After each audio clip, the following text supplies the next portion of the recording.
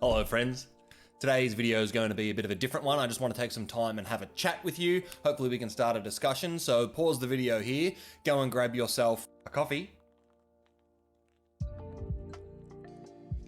or a beer.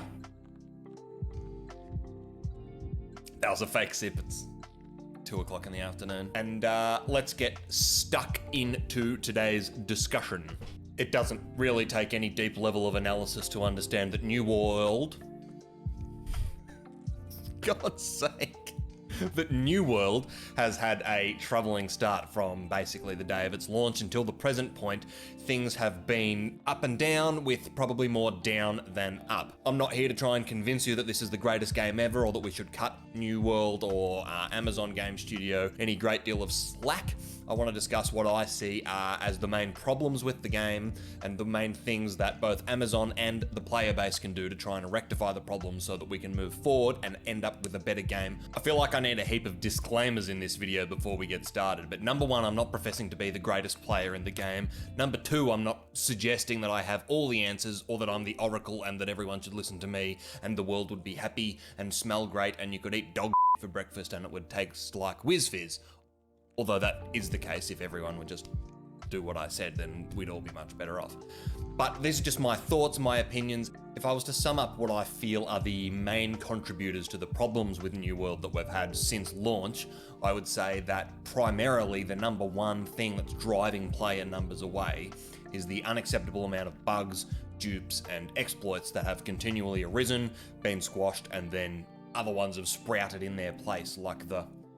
what's that tentacle thing where you cut off one limb and 2 more sprout in its place? That seems to be what's happened every time AGS try to solve one of the problems in the game, is that more are created in its place. I think fatigue in that space is wearing players down, and over time we're going to see an exponential increase in the amount of people that are leaving for that reason alone.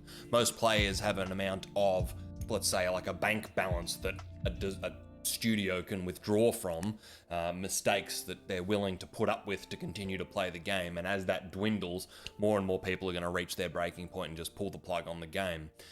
I think the content that has come out, whether it be the weekly patches or the major 1.1 patch, feels like it has always been rushed content that has, instead of totally solving the issues that were present and then no more issues arising, either solved or not solved the issues at the time and then created more.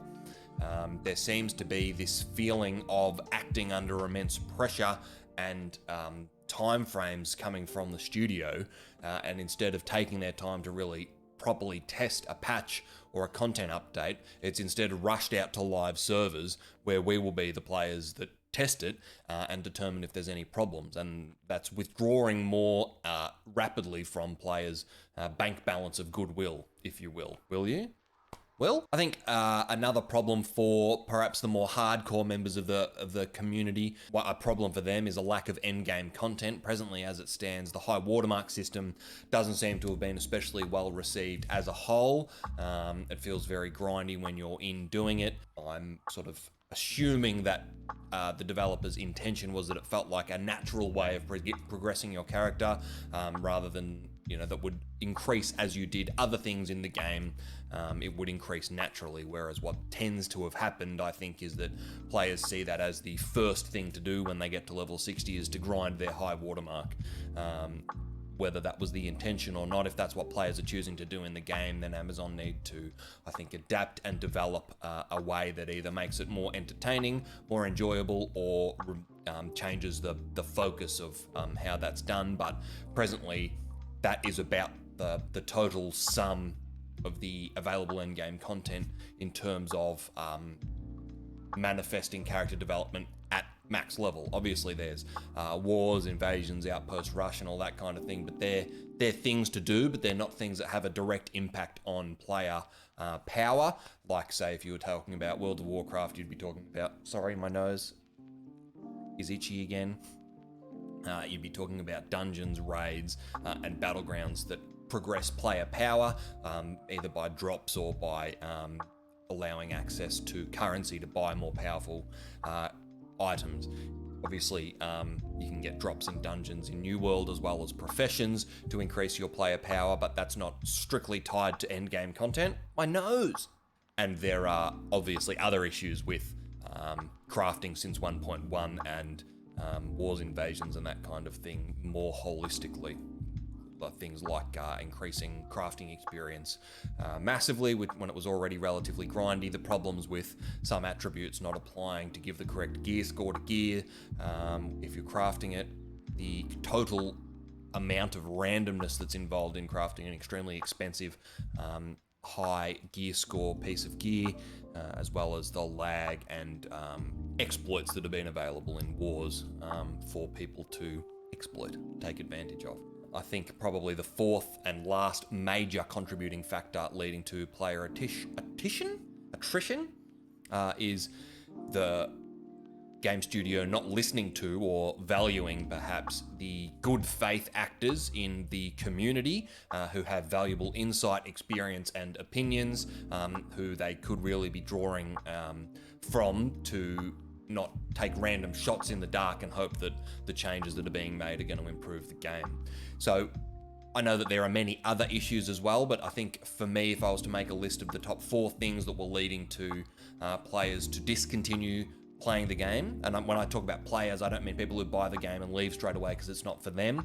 I'm talking about people who want to like the game and perhaps would play the game as a main game or play it more seriously. People like that who are leaving, I think they're the probably 4 main factors in my mind as to why that's happening. The next part of the video will be what I think the developers or Amazon Game Studio could do directly to try and prevent this. I'm certainly not suggesting that anything is going to be a flick a switch and it's fine or an easy fix, but I think, at least in my mind, it's a path to start working or walking down that would have a positive impact on the mindset of people who have either just left or are contemplating leaving, that might be able to sort of wind the clock back a little bit and maybe deposit into that bank of goodwill. I've just come up with this metaphor on the fly and I'm running with it. I don't know if it's any good, whatever. I made this coffee so long ago. It's gone cold, but I'm still going to drink it because we're having a coffee chat. Today is my birthday, so by law you have to subscribe. So hit the like and subscribe button now, otherwise I'll be sending the police around. Quick smart! All right, so having covered that, here's what I think in the world of ActusXD, the developers should begin or start to contemplate doing to try and wind the clock back to reel the fish in before the line tensioner starts blinking red and snaps and they've lost control of the aquanaha that they had hooked on the line, which is us, I guess. I don't know why I made a metaphor where fish that are being reeled in by the cheek from bait that Amazon have thrown out.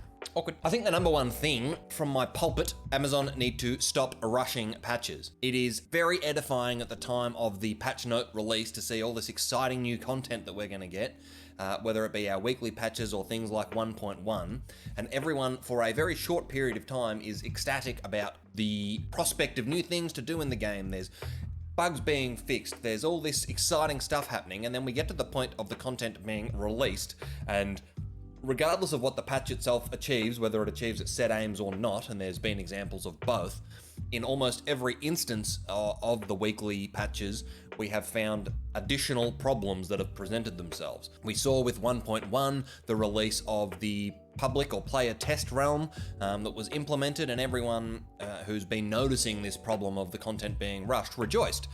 Finally, Amazon are going to look at some actual data, some analytics, and be able to draw from that and make informed decisions about the changes that they're making on the back end and how that affects the player base.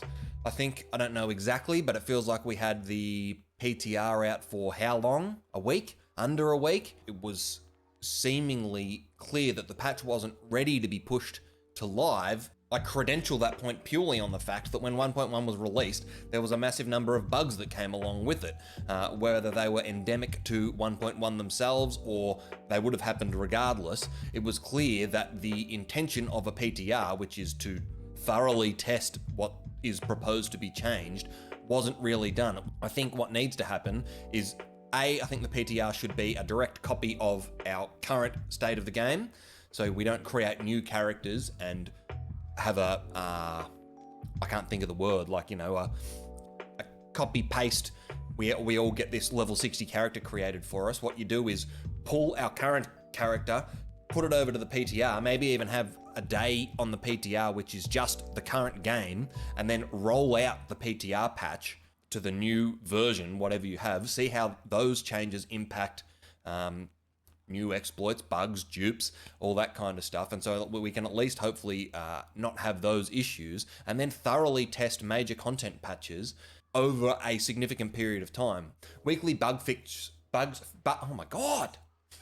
It's so annoying. I'm really conscious of it now. Weekly bug fixes and that kind of thing, they could be just constantly running on a PTR that's always live, and people can jump on and just say, hey, I found that this was a problem here, or this hasn't been fixed. Or even if you don't get any feedback, there's going to be analytics on the back end that they can be looking at to identify.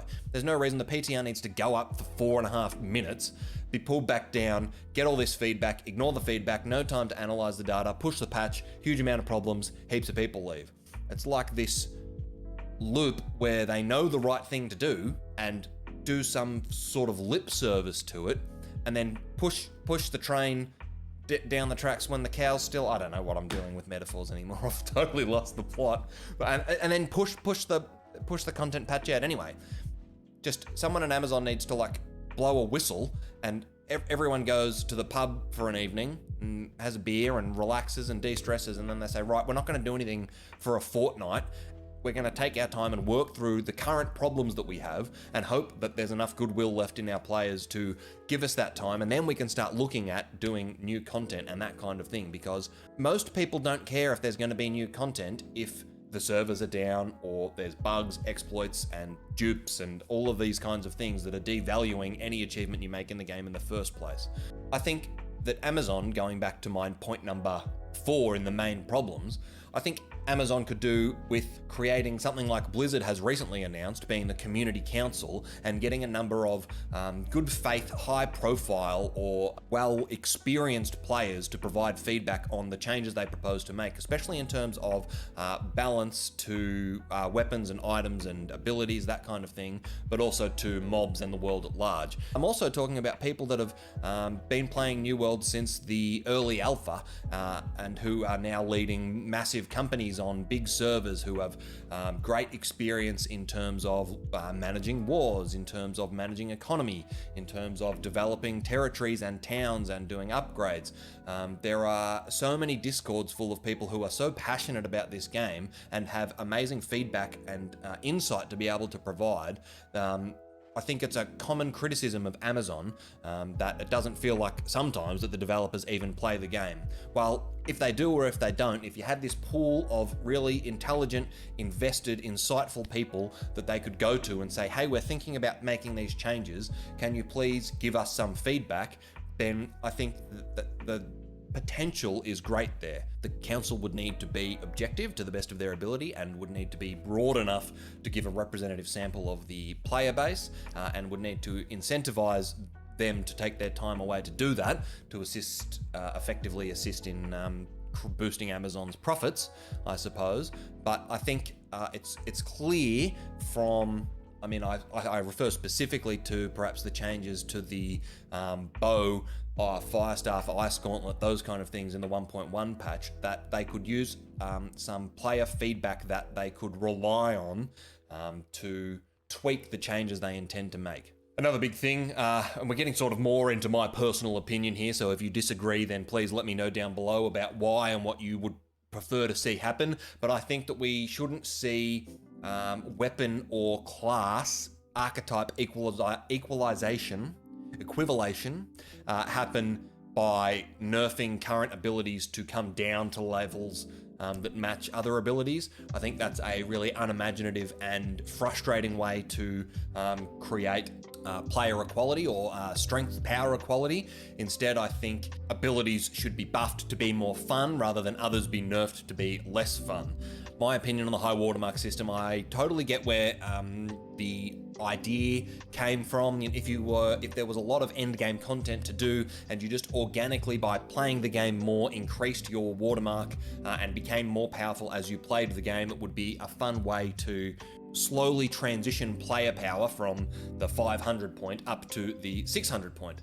However, that's not really the way it's worked out because there's not a great deal of endgame content, so people have primarily focused on grinding the high watermark up, which is frustrating and, in my opinion, not all that fun. I think an easy change, at least a temporary change to make, would be to make the high watermark not slot specific. You make it character specific, even if the upgrades are slightly less frequent, and you can get as good upgrades from all forms of content. So Outpost Rush gives great rewards, Wars give great rewards, Invasions give great rewards. Running PvP missions from your faction should give a chance to reward high level stuff. There's no reason it should be gated to opening elite chests in Murkgut as part of a Zerg group that runs through, because it's not engaging. It pushes people away from wanting to do the game. Now, obviously, if you make that change, it's going to shorten the amount of time someone has to spend at the max level pushing their watermark up higher, and that means that the already sort of small amount of endgame content would reduce even further. However, you're going to boost the enjoyment level up quite significantly, and I think that that's a trade-off that's worthwhile to make at the current moment, because you're treating your player base with a bit more, I hesitate to say respect, but they're going to feel like they're being more rewarded for varied content, and without being frustrated by doing what they have to do. Yes, you can artificially make something a lot harder, which gives you more endgame content, but if it's not fun to do, people are going to leave probably earlier than if they'd done it and then didn't have anything to do. At least if they've enjoyed what they've done, they're more likely to stick around. I also think there needs to be some sort of change about faction balance, whether there's a multiplicative effect on members of a faction who are the underdogs. So say you get a 10%, 20%, 30% buff to maybe it's experience and gold rewards from quests, maybe it's loot luck. Obviously you can't over-incentivize it because then everyone's going to be trying to get to the underdog level, but at the moment the only incentive is rewarded to the people who are the dominant faction, and therefore you're going to get more people wanting to swap to the dominant faction. Obviously they've come up with a system that cuts that off at a certain point.